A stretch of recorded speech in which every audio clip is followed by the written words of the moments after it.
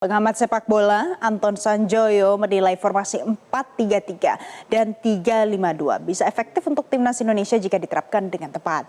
Menurutnya pemirsa, formasi 4-3-3 menawarkan keseimbangan antara serangan dan juga pertahanan. Kalau 3-5-2 lebih ofensif dan membutuhkan back sayap dengan stamina tinggi.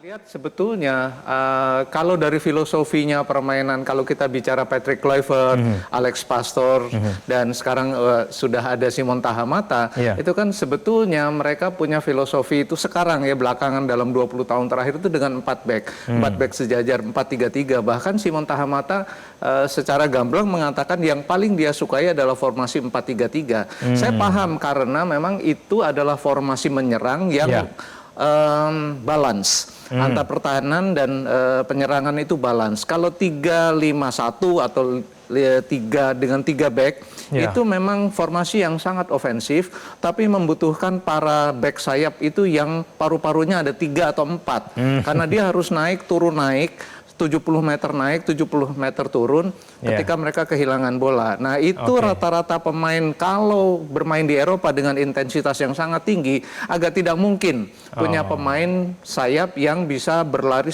dengan intensitas tinggi 70 meter ke bawah ke atas selama 90 menit. Sehingga kemudian banyak tim-tim di Eropa yang mengembangkan formasi 4-3-3. Itu sebenarnya pengembangan dari 4-4-2. Tapi 4-3-3 lebih ofensif.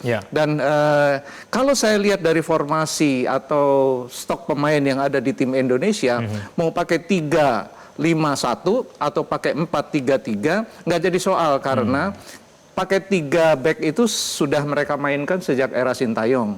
Kemarin ketika menghadapi Bahrain pun pakai 3 back. Menghadapi Australia yang agak beda. Tetapi menurut saya pemain-pemain yang di breeding di Eropa sudah terbiasa main 3 back atau main dengan 5 back. Memang ada sedikit perbedaan filosofi, tapi dari stok pemain yang ada saya tidak terlalu khawatir. Kalaupun Kevin Dix nggak bisa main katakan, walaupun dia sudah datang, masih ada beberapa pemain yang bisa menggantikan posisi. Jelajahi cara baru mendapatkan informasi. Download Metro TV Extend sekarang.